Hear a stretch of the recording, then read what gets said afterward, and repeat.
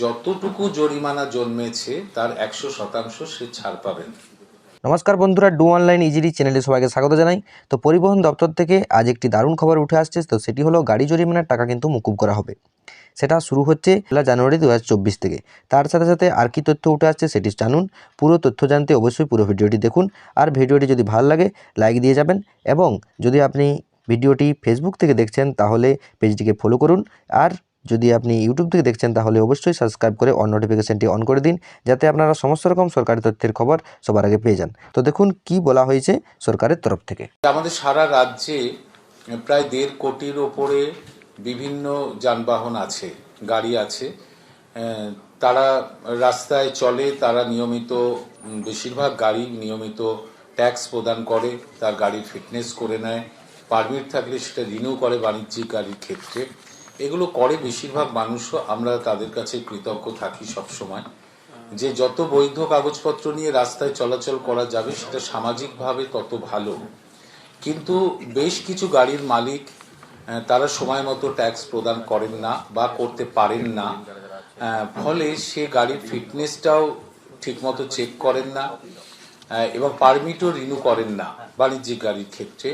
এবং যেগুলো প্রাইভেট গাড়ির ক্ষেত্রেও অনেকে সময় মতো ট্যাক্স প্রদান করেন না। এই ট্যাক্স প্রদান না করার জন্য ট্যাক্সের পরিমাণ দিন দিন জমা হতে থাকে, বকেয়া জমা হতে থাকে, এবং স্বাভাবিক নিয়মেই ট্যাক্স বকেয়া থাকলে তার উপরে একটা নির্দিষ্ট হারে জরিমানাও জমতে থাকে। এরকম প্রায় 12.5 লক্ষ গাড়ির থেকে আমরা এরম বকেয়া ট্যাক্স আমরা পাই।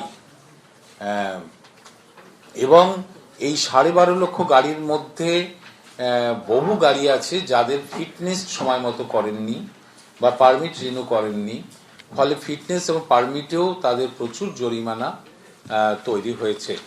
পরিমাণটা হচ্ছে, এটা আপনারা জানলে সুবিধা হবে, সেটা হচ্ছে 12.5 লক্ষ গাড়ির এইরকম যারা ট্যাক্স সময় মতো দেননি, ফিটনেস করাননি বা পারমিট রিনিউ করাননি।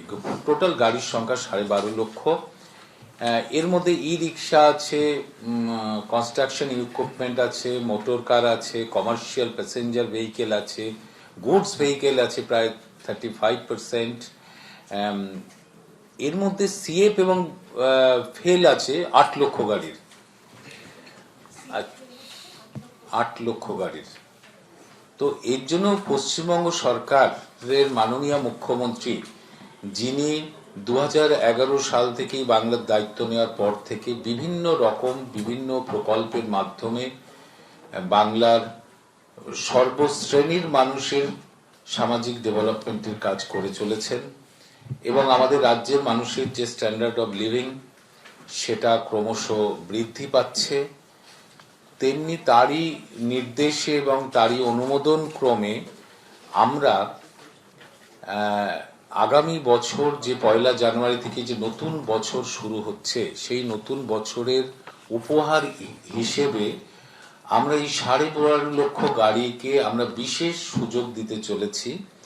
যে 2 মাসের একটা সুযোগ তাদের দেয়া হবে, যে তারা যদি মূল কর যেটুকু বাকি আছে সেটা তারা প্রদান করেন, তাহলে করের উপরে যতটুকু জরিমানা জন্মেছে তার 100% সে ছাড় পাবেন।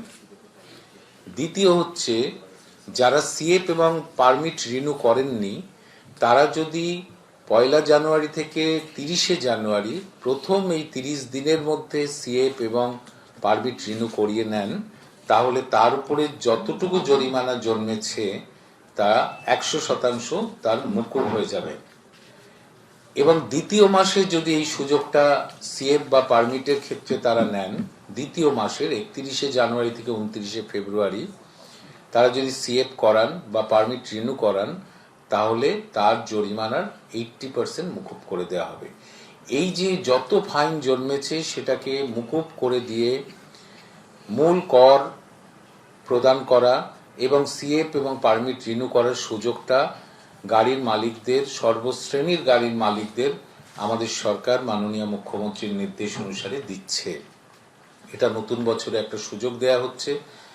এবং আমি আবারও বলছি যে ট্যাক্সের ক্ষেত্রে, করের ক্ষেত্রে 1 জানুয়ারি থেকে 29 ফেব্রুয়ারি 2 মাস 60 দিন সময় দেওয়া হচ্ছে। 60 দিনের মধ্যে মূল কর যা যতটুকু বকেয়া আছে সেটা প্রদান করলে তার উপরে যত জরিমানা জন্মেছে পুরোটাই ছাড় পাচ্ছে, সে 100% ছাড় পাচ্ছে। আর সিএফ এবং পারমিটের ক্ষেত্রে প্রথম মাসের মধ্যে দিলে, অর্থাৎ 1 জানুয়ারি থেকে 30 জানুয়ারির মধ্যে দিলে, সিএফ করে নিলে আর পারমিট রিনিউ করলে তার উপরে বকেয়া যে জরিমানা সেটা 100% ছাড় হচ্ছে। আর যদি দ্বিতীয় মাসে কেউ এই সুযোগটা নিতে চান, অর্থাৎ 31 জানুয়ারি থেকে 29 ফেব্রুয়ারি পর্যন্ত, তাহলে সিএফ এবং পারমিটের রিনিউর ক্ষেত্রে জরিমানার 80% ছাড় পাচ্ছেন। অর্থাৎ এই সুযোগটা আমাদের সরকার দিচ্ছে এবং আমরা দিচ্ছি এই কারণে যে আমরা চাই যে বৈধ কাগজপত্র নিয়েই রাস্তায় চলাচল করুক সমস্ত রকমের গাড়ি। এতে সমাজের মঙ্গল হবে, এতে স্বাভাবিকভাবেই সিএফ যদি করা থাকে তাহলে পথ দুর্ঘটনার সংখ্যা কমতে থাকবে এবং পারমিট সহ ট্যাক্স প্রদান করাটা একটা প্রাথমিক কর্তব্য।